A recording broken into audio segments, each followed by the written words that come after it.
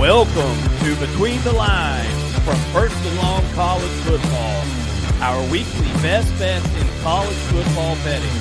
And now your hosts, Marcus and Mason.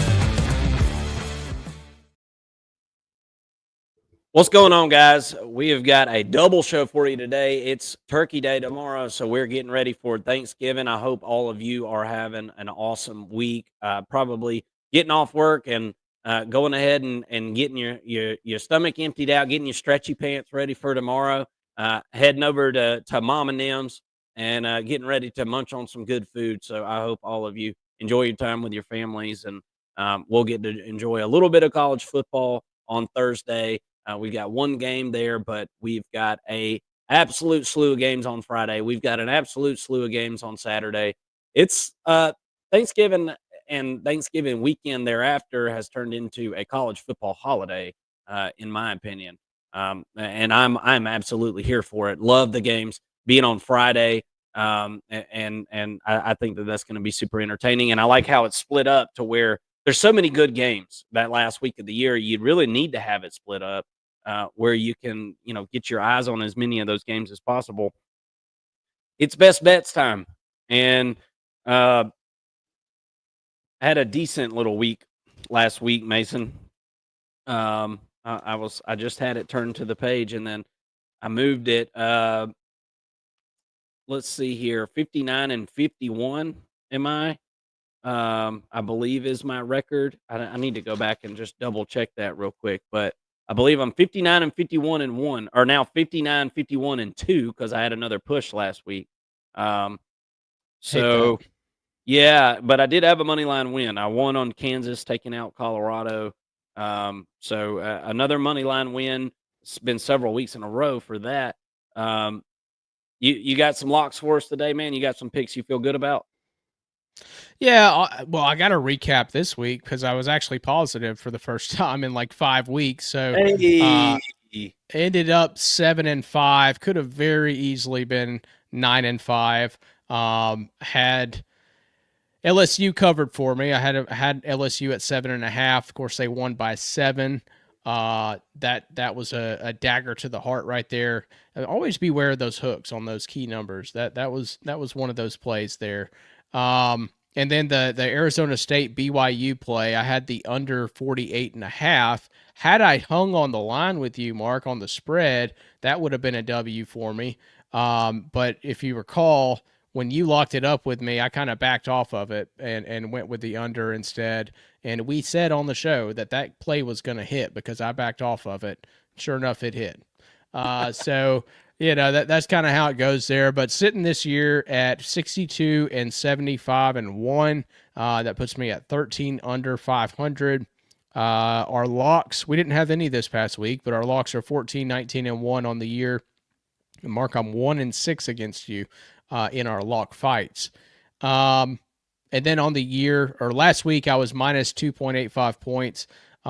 In the money line, I did have one money line that hit, but 1 of 4 does not get you very far. So on the season, I'm sitting at 5.9 units up on my money line picks. Money line picks have been much better than my picks against the spread and totals and whatnot. But hopefully this week I can continue stepping in the right direction. And I'm just hoping, fingers crossed, for 500 before the end of this regular season and conference championship little season of bets that we have here. Yeah, absolutely. Cousin Eugene there in the comment section, I guess he's responding to, I had asked what other games anybody wanted to talk about, because we got a double show today, so this is kind of a long live show here. But we just broke down Texas at Texas A&M at the very beginning of the show, so you can either rewind or we're going to have some bets on that. So let's kind of jump into that. I did want to make one little correction real quick. I'm 62, 54, and 2. I had not added up my stuff from last week into my record. So I went 500 last week. I was 3-3 with one push and then a money line win. So 62, 54, and 2. I'm 8 over 500 with a couple of pushes this season. Let's see if we can keep it going here. And we'll just go ahead and start off with Texas at Texas A&M, because I've got a couple of plays in this game, and we'll add the condensed version, obviously, of what we've already talked about, and you can kind of go look long form at what our breakdown was for that one that was at the beginning of this live show here. But I've got Texas A&M plus 5.5, Mason, and I've also got the under 49.5 in this one. Texas A&M's route to victory here is to be able to run the football effectively and be able to control some clock, limit some possessions for Texas. And I think that they're going to be able to do that because we've talked about it all season. The fact that I think that if the right team matches up with Texas, they're going to be able to take more advantage of the interior of the defensive line for Texas. That I think is I don't think it's bad necessarily, but I do think that it's obviously not as good as last year, and I don't think we've seen anybody really try to take advantage of that. We talked about it in our breakdown that Texas hasn't exactly had a murderer's row of competition this season, specifically teams that are good offensively. There hasn't been many of them. So I think, and I'm not saying Texas A&M is some kind of juggernaut offensively here, but they are effective running the football with the quarterback, with the running backs.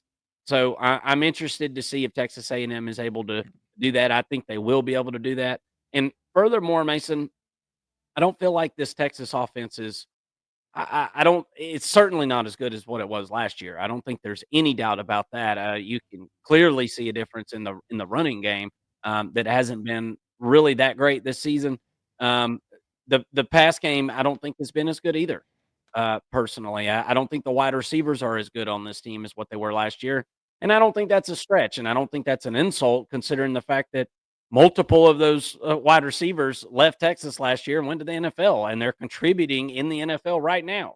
So I don't think that that's necessarily talking down to the Longhorns or anything like that.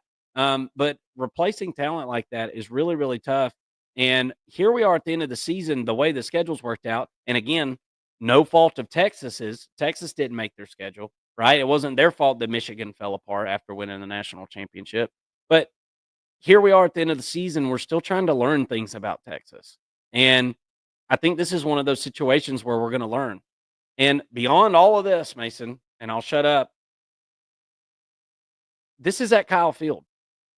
Texas has not been near as good on the road as they've been at home this season. Almost 2 yards less yards per play on the road this season.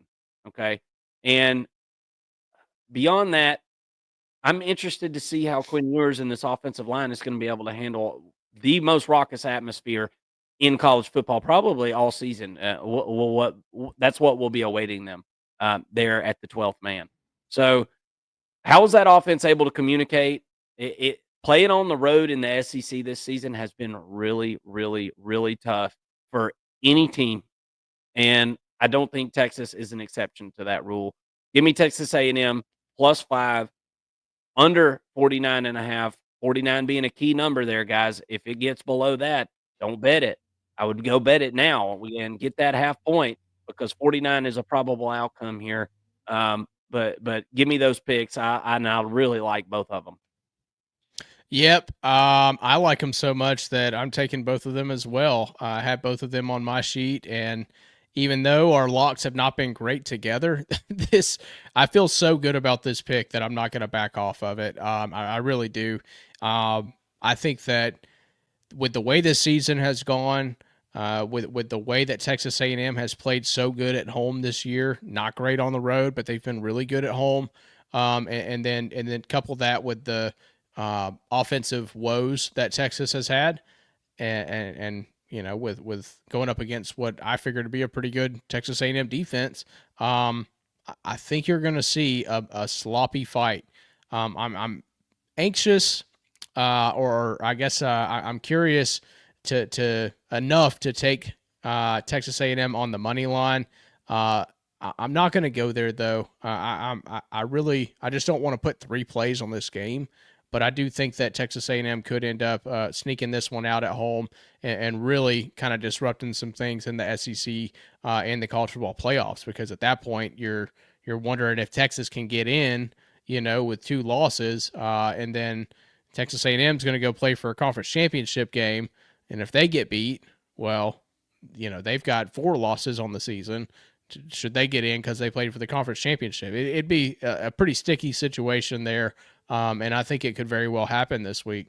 No doubt. It's gonna make things very interesting, though. I'll say that. I do think Texas ends up getting the win, though, when it's all said and done. Just going to be a lot closer than 5 points, in my opinion. It's going to be a good one. Can't wait to see it. 7:30 Eastern on Saturday. Going to be a raucous atmosphere out there, no doubt about it. All right, I'm going to take us to Nashville, and we'll talk a little bit more. This was one of the ones we just talked about on our breakdown show.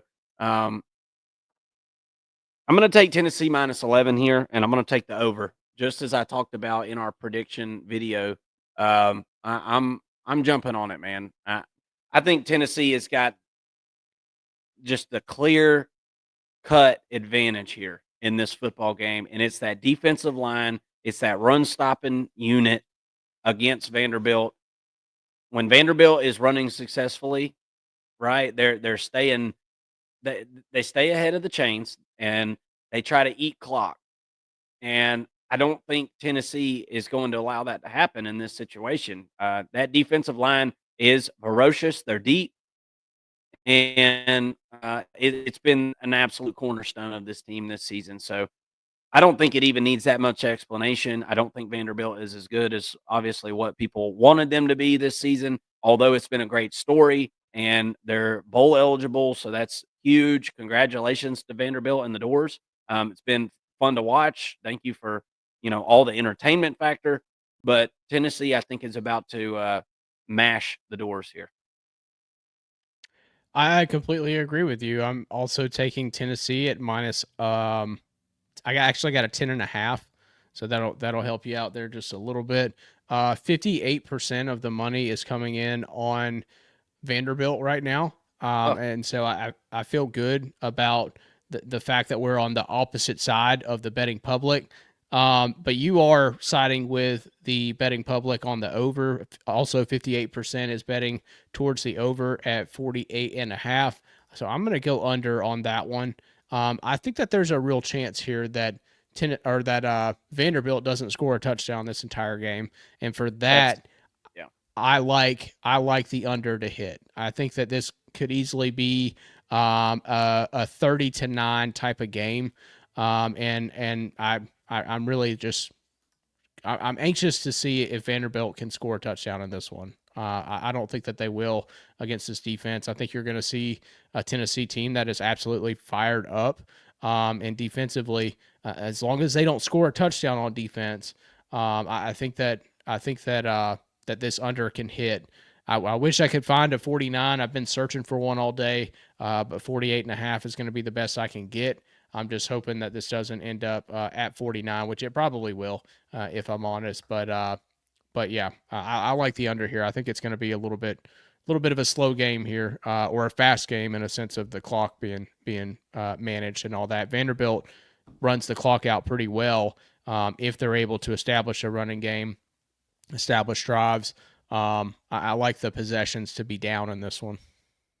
Yeah, I think you make a good point. I think you make a really good point. I could see I really could see Tennessee winning this game 35-0 or something like that. I could totally see that. Or I could see Tennessee winning it 28-7 or something like that. Wouldn't surprise me a bit. So you may be right. What kind of pushed me on that over was the fact that it's at that 48.5, and getting that 49. I feel like it increases it by a couple of percentage points whenever you get that half number just before the round number and betting the over there. So anyway, we'll see how the total works out there. We're both on agreement on Tennessee covering there. Man, I got this horse of a dog over here lapping water next to me. Good Lord. All right, let's keep it going before I lose my mind over here listening to that. Can y'all hear that? We can't hear it. Luckily, I know it's probably a distraction for you, but I'm not hearing anything come through. I mean, so rude. Pays no bills around here. Eats a bunch of food. Tears my yard up, and then gonna lap water like a horse while I'm recording. Thank you, Nora. She just turned around and looked at me like, "What?" All right. Kansas State. I'm gonna take us out to Iowa State here for a cold game. I like Kansas State plus 2.5 in this one. I Iowa State. This is a bad spot for them, Mason. Even though the best thing they got going for them is that they're at home. If you missed our breakdown on this one, it's going to be about 10 degrees here. It's going to be a 9-mile-an-hour crosswind. Just college football rules, right? Unwritten rules of college football, and college football betting. That's a situation that favors the running team, and that's Kansas State in this one. They are much better at running the football than Iowa State has been, and I think that's what Kansas State wants to do anyway. They want to protect the football. They've got a young quarterback who is going to be really good, but he's really young right now, and I don't think Kansas State is going to be ready to open up this offense and put the ball in his hands and live or die, with the game on his shoulders. Whenever you've got a guy like DJ Giddens that you can turn around and hand it off to, Kansas State over 200 yards a game on the ground average this season. That's top 25 in the country, and I think that. Well, I know Iowa State's not very good at stopping the run. So with all that being said, I think there's too many things pointing in Kansas State's direction here, too many avenues of victory here. So give me Kansas State at Iowa State. I think that the wind, the weather, and this matchup is just kind of not working out for Iowa State. I think the wrong team is favored here. What you got any plays on this game? Yeah, I'm taking a similar approach. I'm taking Kansas State at plus half a point. In the first half. I think that they wait a second. I'm on the wrong side of this. I'm taking them at plus 2.5 points actually in the first half. I think that there's a really good chance that they are able to keep it close like you. And I think Kansas State could win this football game, but early on in the game, I think there's going to be a little bit of a shock to the system with the wind and the cold, and I don't think that these teams are really ready to be in a football game in this type of environment. So I think it's going to be lower scoring in that first half. And I like Kansas State to be able to go into the first half with a lead. And I'd rather not sit around and wait the entire game if I don't have to. I think plus 2.5 in the first half is plenty of points. So I'm going to go with that play. Yep. Bailey in the comment section. I would have taken KSU any day of the week with Schneider. Now is a coin flip. That's a blast from the past there. And they also said in the comment section, with the way Vandy played Bama and Texas, is a 10-point win for the Vols considered really good? Right now for the Vols, win by 1. It's just win, baby. It's just win and get in at this point. I don't think it really matters in the larger grand scheme of things what Tennessee wins by in this one. But I think if Tennessee comes out of this with a 1-point victory, like I said, I think it leaves a bad taste in your mouth. I don't think that that's a good look. Look, Vanderbilt should not have hung with Texas the way that they did. That was one of those games that I looked at Texas and thought, because I really thought that was an opportunity for Texas to come out and offensively, put their boot on somebody's throat, and they couldn't do it. And so, I don't know. I just take it with a grain of salt what Vandy did. It's a great story. I don't think they have the momentum that they did. And this goes back to my point in the Texas and Texas A&M preview. I don't think Texas is that good. I think Texas is pretty mediocre. So I'm not looking at Vanderbilt's competitiveness against Texas in that game and saying Vanderbilt is pretty good. I'm looking at Vanderbilt losing by 7 to LSU, and I want to compare. I want to do the comparative analysis to Tennessee, between Tennessee and LSU, and say a 10-point win for Tennessee in this game against Vanderbilt is about right, because I think on a neutral site I would favor Tennessee over LSU by at least 4 points. So I would want to see at least an 11-point win by Tennessee to say that they're, I guess rated in my mind where they should be, if that This is answers your really, question. yeah, and to kind of tail off of that, this is kind of like a no-win situation for Tennessee, honestly. I mean, they could come out here and blow Vanderbilt out, and it would be somewhat impressive, but I don't think that it's changing a whole lot for Tennessee. I don't think that they gain a whole lot. And the reason I'm saying this, Bailey, he said, I agree on one point. Bama and Ole Miss allowed that, but style for a one seed bump, maybe. And he's saying basically push Tennessee from an 8 to from a 9 to an 8. And that is a big difference in the bracket. Yeah. No doubt about it. But let's be real, okay? This college football playoff committee is not giving you any credit for beating Vanderbilt at all because they're a 6-win team. So, Vanderbilt lost a lot of their credibility for those big wins whenever they lost 5 other games. You know what I'm saying? So, I mean, Vanderbilt lost to like Georgia State this year. So, I just, they're not going to get any credit for it. Tennessee's not going to get any credit for it. Maybe if they beat them 63-0 or something, but I mean, that's not going to happen. That's not what's about to happen here. But I don't think it makes all the difference, really. All right, let's keep going. Thanks for commenting and watching, Bailey. I appreciate it. Let's see here. I'm going to take it out to the Egg Bowl, Mason. A game that I used to really, really look forward to on Thursdays. And now it's not going to be on Thursday anymore. But there's a huge line on this game. Mississippi State plus 25.5. Give me Mississippi State. 26 in some places. All right, well, give me the 26, first of all.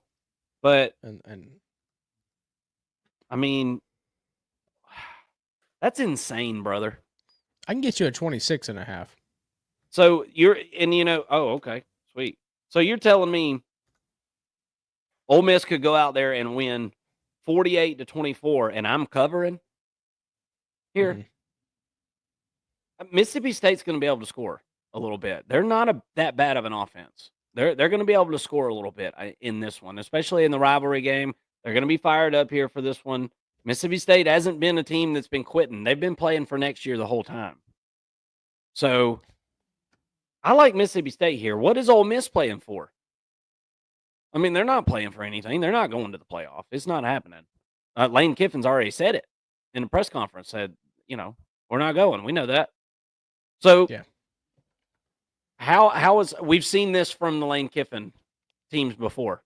We've seen the quit before, man. These are hired mercenaries. What do they give a shit about winning the Egg Bowl? None of these guys are Ole Miss guys. Not none of them, but you get what I'm saying. Bunch of these transfer portal guys. They've been to 3 schools. Do you think they've got loyalty to Ole Miss? They're ready to go put their neck on the line for an in-state rivalry that means absolutely nothing in the grand scheme of things. And I don't want to put a negative light on the game because it does mean something to me.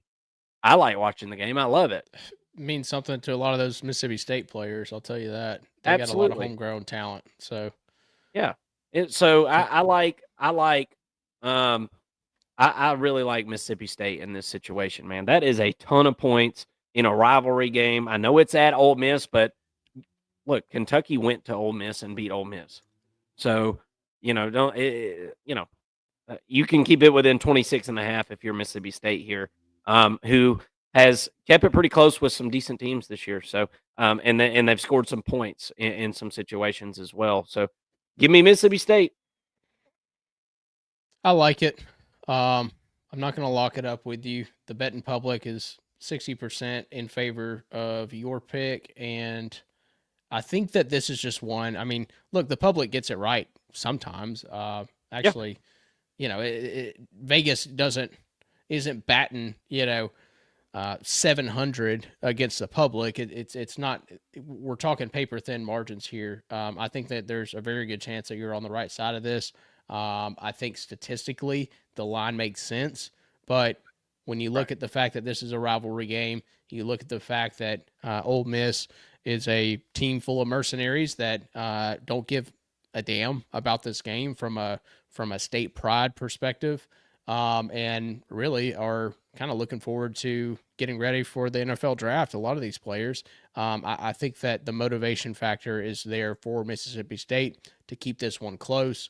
I'm just concerned that the defense is going to be a little bit too much for Mississippi State in this one, which is kind of what keeps me away from this.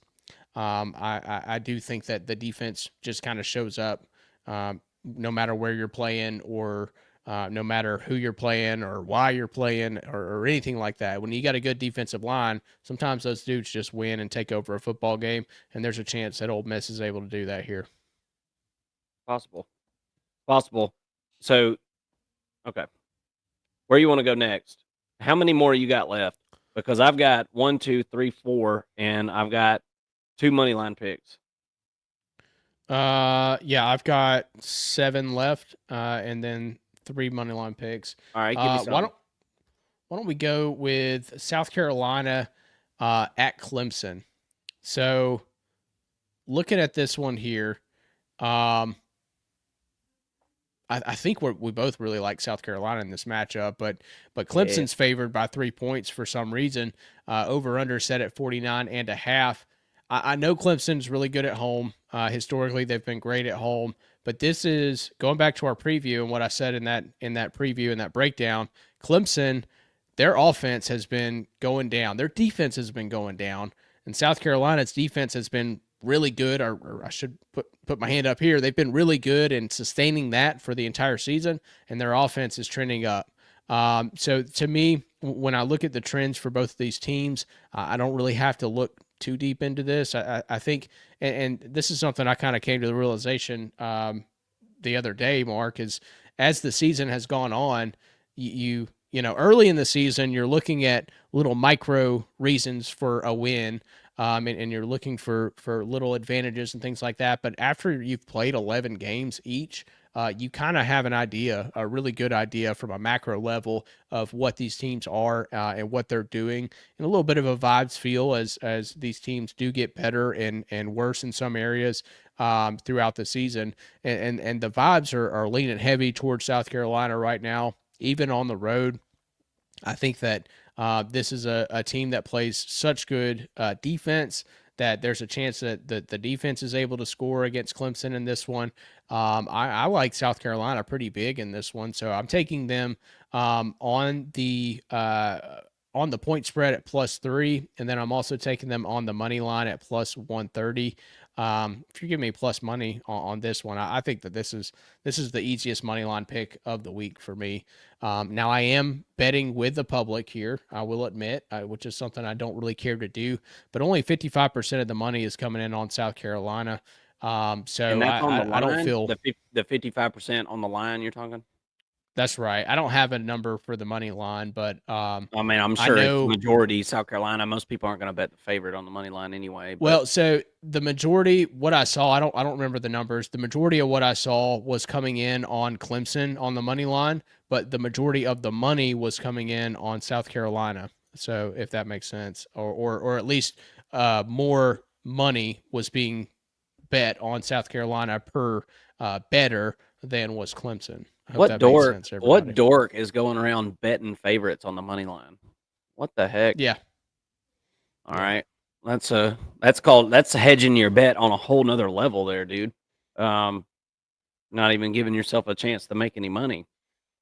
Risking it, baby, risking it.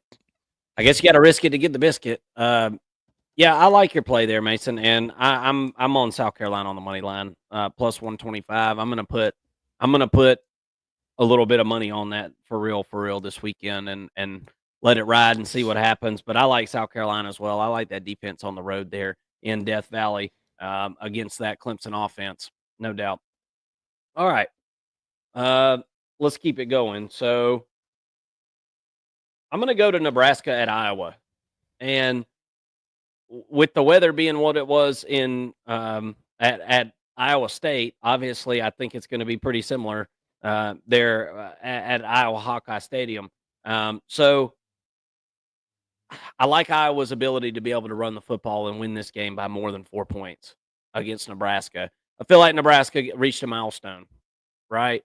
I feel like Nebraska certainly reached a milestone getting to, getting to bowl eligibility. That was a big deal. That was a big hump to get over. And maybe there's a little bit of celebration going on there, right? Like we did it. Well, you still got one game left. And I like Iowa's ability to be able to run the football enough to win this game. The over-under was set really low, and I think that's for a good reason. I think this is a real low-scoring one, probably the lowest scoring game of the weekend. It was around 38 or 39 points, and I would even, if you're going to play the over-under, I would consider playing the under in that game, especially if it was at 39. I can't quite remember where it was at, but I like Iowa -4 here against the Huskers. Yeah, that total is at 39.5. You can get a 40 if you're trying to play the under. I don't see any 39s, but yeah, I'm with you, Mark. I'm not playing this game. Iowa has been a little bit too inconsistent for me to get a read on them. Last week I had Maryland against them, and Iowa just flat out proved me wrong. The offense showed up, and even with the I think they're on like their third or fourth string quarterback. They were able to score 29 points, which is a lot for an Iowa team. So I'm gonna stay away from this one and just let you win some money here. I'm gonna let you have that all to yourself. Let's see if the Hawkeyes can do it for me. What you got, man? You got any on any of these big games left? Like Georgia Tech, Georgia, Michigan, Ohio State. You got any of those? So let's go to Ohio State versus Michigan, or I should say Michigan at Ohio State in this one. I'm taking the under 43.5. 81% of the money. I understand it's a low number, but 81% of the money is coming in on the over. I don't see that. That's kind of a principal play for me. Now that you're putting a principal versus a principal. When the number's 43.5, like the principal play there is to bet the over, right? And I think that's what a lot of the betting public is doing. But that number's low for a reason. I don't think that Michigan's offense has arrived. I don't think that they're going to be able to score in this game. I think that Ohio State. I would be willing to bet at half a touchdown. Ohio State gives up less than that in this football game. I think that their defense is absolutely for real, and they want to win this game. I know that they've got a Big Ten championship to follow up this game next week, but guess what? So does Oregon, and they're facing a rival as well this week that they're going to want to beat after they were beat their last two times against their rival as well. So my point is, this team in Ohio State has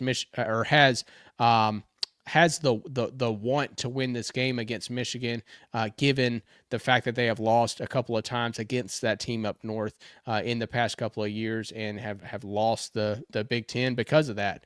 Well, now they're going to get a chance to play in that Big Ten championship game. I think that they win this one. I think they win it convincingly, and that's why I've also got Ohio State at minus 19.5 in this football game as well.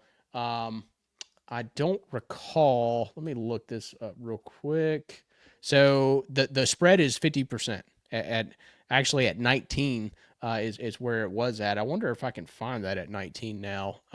Whenever I initially made this pick, it was at 19.5, and that was the best I could do. But last I saw was 20. Yeah, it looks like it's moved the opposite direction. So I had to hunt for that 19.5, but I'll go with 20, and I'll let you know if I find a 19.5 again. But it looks so you're like taking Ohio State minus 20 on that one. Yes, I'm gonna lock it up with you, man. I'm with you. If Ohio State can win this game 100-0, they'll win it 100-0. This is setting up to be a bad situation for Michigan in this game. It's been a good 3 years, right? Really, I guess they didn't play in 2020 due to COVID. It's been a good 3 years for Michigan, and they've nuked it for everything that it's worth. But this is a situation for Ohio State here where they're going to look to absolutely throttle Michigan. And I think they've got the ability to do so just in the mere fact that Michigan ain't going to be able to score at all, man. I mean, it's just, it ain't going to happen. I'd be really surprised if they score more than one offensive touchdown in this football game.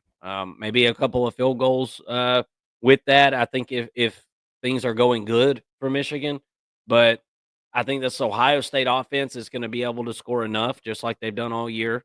I don't think that it's prolific necessarily, but they're efficient. They're pretty good.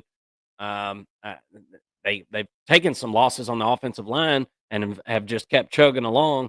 And I think that continues. Give me Ohio State minus 20 in this one. I think they're going to absolutely beat Michigan to death. There is a 19.5 at DraftKings, so Right. I'm not going crazy, and it didn't move that much. This one is kind of bouncing around though, but 19.5 right now at DraftKings. If y'all want to lock it up with us, I'm gonna go out west, and I'm gonna take Arizona at plus 9.5 at home against Arizona State. I think that there's a real chance here that Arizona wins this football game. I mean, look at the circumstances. Arizona State's coming off of a huge win. This is a trap game. I know it's their in-state rival, but they got to go on the road to Arizona. Arizona's not playing bad football right now, and certainly have an offense that can keep up with really anybody in the Big 12. 63% of the money is coming in on Arizona State here, and 74% going to the over. I'm not going to play the over or the under here, but at 63%, if I'm already leaning towards Arizona and then I see that the betting public is betting against me, I kind of like where I'm at. So that's really what led me to Arizona. I think they're going to be able to score here, and do pretty well through the air. Looking at Arizona State, this has been a passing defense that has left a lot to be desired. They're 75th in the country in passing yards, and really defenses or offenses going against Arizona State have targeted passing the football. I think that you're going to see Fafita and McMillan have some success throwing the football through the air in this one. I think that there's a real chance that they win this game outright. I'm not bullish enough to take Arizona on the money line. I wish I were, because that would be a pretty big payout. But I like them to at least cover 9.5 points. At least keep it within 9 points at home. Give me a home dog that's giving up 9.5 points just about any day of the week. I'm going to fight you on this one. I'm going Arizona State minus 9. I think you're going to see a lot of Sun Devils fans in Tucson this weekend. And so I think that's going to nullify a decent amount of that home field advantage. But this one boils down to me to the defensive line. I like the defensive line of Arizona State against the offensive line of Arizona. That's been the most inconsistent part, I feel like, of Arizona this season, has been their offensive line. And Noah Fafita is not a guy that's going to get through multiple reads. And I know everybody knows that at this point. It's all over film.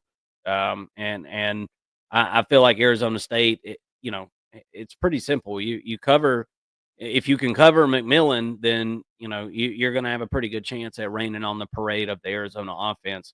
Now, everyone knows that, and nobody can cover him, so that's a whole nother subject. But my point in that is, I think that the Arizona State defensive line is going to be able to bail out the back end a little bit and get a little bit of pressure, and be able to kind of speed up Fafita, and I think that's only going to accentuate his issues with looking through his progressions, getting to that second or third read. So give me Arizona State here. I think they just got too much to play for, and I think that they'll have some fans there rooting them on in Tucson, going against the Wildcats there in the desert. So give me Arizona State minus 9 is what I've got it at. And I do have you minus 8.5. So Okay. there's a real possibility that we both end up middling here at 9 and both end up winning some money. And I think that could very well happen. That 9 is a very key number. So fingers crossed there for both of us on that one. Looking at staying in the Big 12, I've got Houston at plus 12.5 on the road against BYU. Looking at this game, I'm not. That's a lot of points to me for a BYU team that even when they do win, they don't win by double digits. And actually, True. I might have a plus 13 now. DraftKings has it at plus 13, so I'm gonna lock that in and feel even better about that. A potential push there, but Houston's been playing a little bit better football as of late, and BYU is kind of trending downwards. On the flip side of that, I don't like that I'm taking the road team, the road dog in this football game necessarily. But this is a BYU team that I think it has struggled to score at times. And I like the Houston defense. I think that they show up for this football game. I feel pretty good about this play. The betting public is going against me in this one as well. 72% of the money is coming in on BYU. So that makes me feel even better about this play. But give me the Cougars here. Absolutely. All right, this is my last pick against the spread, and then I've just got one money line left. I'm going to take Georgia Tech plus 19.5 at UGA this weekend. I think that spread is just a little bit too big here. UGA still trying to get people healthy. I like this offensive line for Georgia Tech, and I think they're going to be able to create a little bit of space there at the line of scrimmage, at least early on in the football game. I think Georgia Tech's able to mix it up enough to be able to take it to halftime. With it being tied or really, really close in this football game, I should probably take Georgia Tech in the first half, honestly, in this one, plus the points. So that would be something to consider, I think, as well, because Georgia has not played well in the first half of most of their football games this season. And beyond that, Georgia has been pretty abysmal at covering spreads against teams that aren't in the top 10, right? Georgia obviously didn't cover against Ole Miss, but when Georgia plays these lower teams, these teams that are not tier 1 necessarily in college football, they don't tend to cover a whole lot. So, give me Georgia Tech plus 19.5. I think Georgia wins this one, but I think it's more by like 10. I think Georgia wins this thing, 33-20, 33-21, 31-21, something like that. I think this one's a little bit closer. What are you got a play on that one? And then if not, where you want to go? I don't have a play on it. I think you're on the right side of it, but 66% of the public agrees with you, which is kind of taking me away from this one. Yeah, it is a lot. But for the same reasons. I mean, I think the line for the fact that this game's being played at home and for what we've seen from Georgia versus Georgia Tech this year, I think that the line statistically makes a lot of sense. But when you look at Georgia and the fact that they are now playing in an SEC championship game, I think that they will want to get out of this one with a win, and that's all they really care about. This isn't a run it up sort of case. I actually like Georgia Tech to cover the 10 points in the first half and then kind of take their foot off the gas pedal late. And then that ends up being what gives you the cover there in this one. But yeah, I'm not locking anything up. I think Georgia wins it. I think they win it by 2 scores. But there's also a real chance that Georgia Tech covers as well. Another sort of big game that I didn't really discuss, I didn't really talk about, kind of overlooked it, but I'm taking Alabama at minus 11.5 at home against Auburn. I love that this game's being played at T-Town, and I was already leaning towards Alabama in this game. 62% of the money is coming in on Auburn, so I like that I'm on the opposite side again with the public, but I think that there's just a chance that Alabama scores. It's just scores more. I think that I know that they are a more explosive offense in comparison to Auburn. I think that you'll see Jalen Milroe on some deep balls over the middle of the field or on the perimeter to Ryan Williams, and that's going to be the difference in this game. Probably 3 or 4 of those plays are what's going to be needed for Alabama to cover an 11.5-point spread. But I think they get that. I think that Auburn is going to be kicking field goals on their drives, whereas Alabama is going to be scoring touchdowns and scoring, on fewer drives. But, when you're converting those drives into touchdowns as opposed to field goals, that usually bodes well for your team. So give me Alabama at minus 11.5. I'm going to fight you on this one, too. I'm taking Auburn on the money line this weekend. I think Auburn has a little sign of life after last week. I think that was a breath of fresh air to that program. And look, we talked about it at length. Auburn's not that bad of a football team. They literally just shoot themselves in the foot in the fourth quarter. I mean, that's literally what happens in all of their close losses. And we're not at the beginning of the season anymore. We're at the end of the season here. And I think that Auburn has started to kind of figure some things out. Like I said, statistically, defensively, offensively, whatever you want to look at, Auburn's not terrible at anything.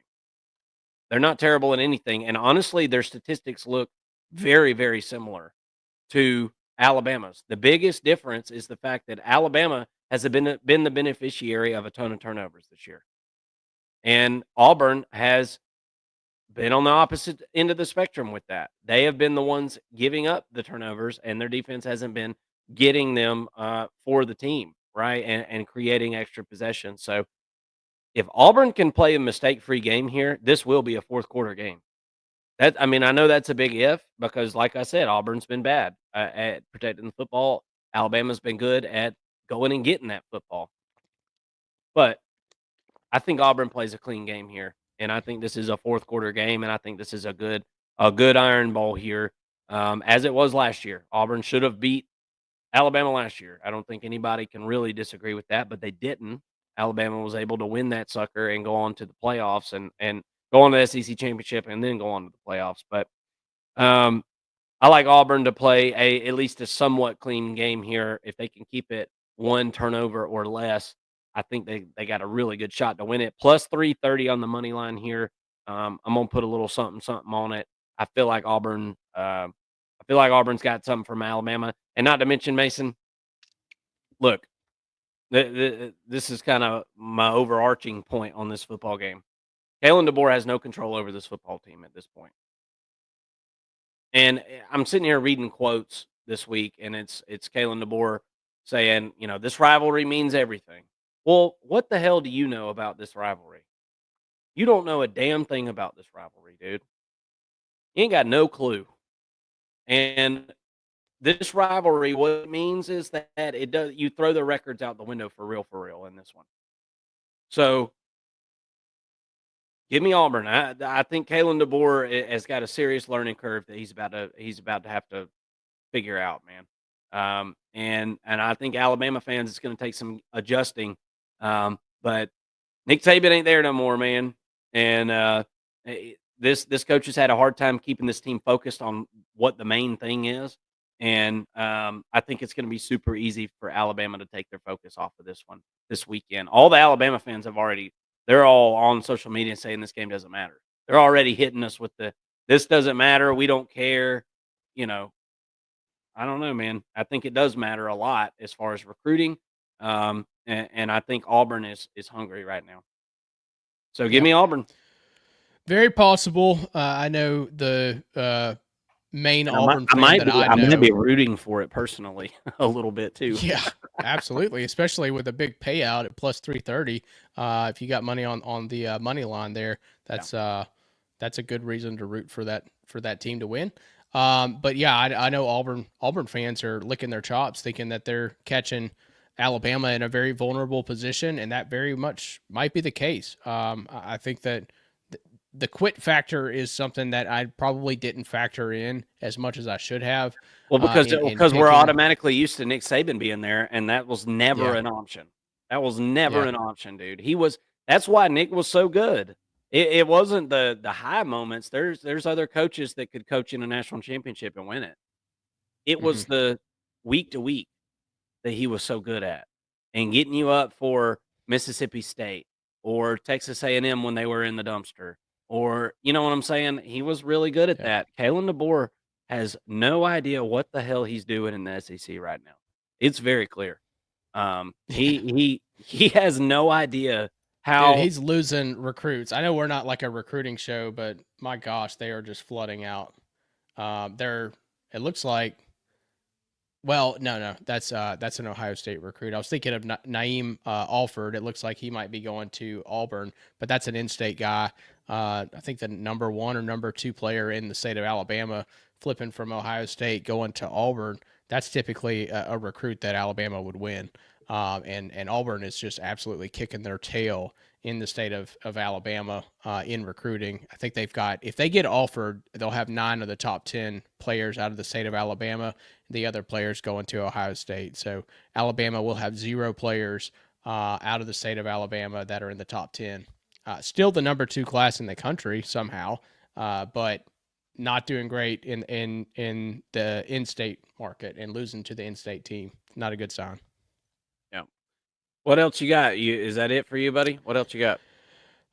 Last play, I've got 2 money lines after this, but I got Washington at Oregon under 50.5. 73% of the betting public is betting the over in this one. That's a big reason for this play, kind of a vibes play. I'm thinking Oregon, their offense has been struggling a little bit here as of late. I think that they want to play pretty vanilla and not put anything on film heading into the Big Ten championship game. If you got to play in that conference championship game, you might as well win it, right?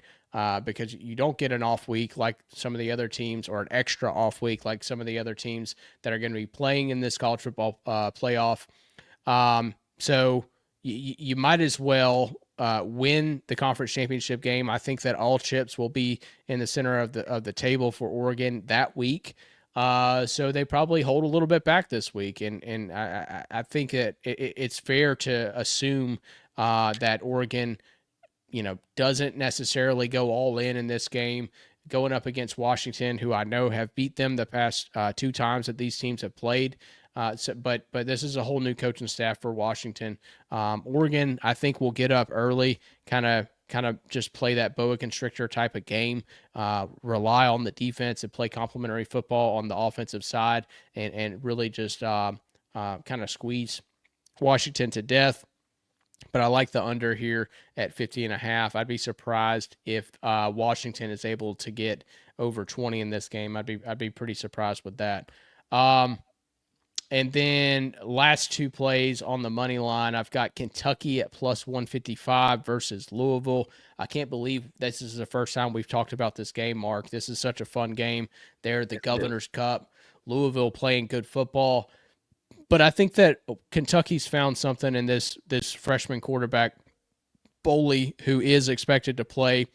He has seeded Brock Vandagriff, the former 5-star, just as a true freshman. I like his moxie. I like the way that he's playing football, and I think that he's going to give this offense a little bit of a spark. This game is being played at Kentucky, by the way. So I like the Wildcats in Lexington for this one. Kirby Smart has said it several times. It is tough to play on the road in an SEC environment, and I think that Louisville is going to get a little dose of that this weekend. And my last money line play is Arkansas at plus 140 versus Missouri. I think Arkansas is just a better team in this one. You're getting this game. I believe this one's at home. Arkansas is the underdog in that one, Mason? Underdog. Yeah, Arkansas is the underdog in that one. It is on the road at Missouri.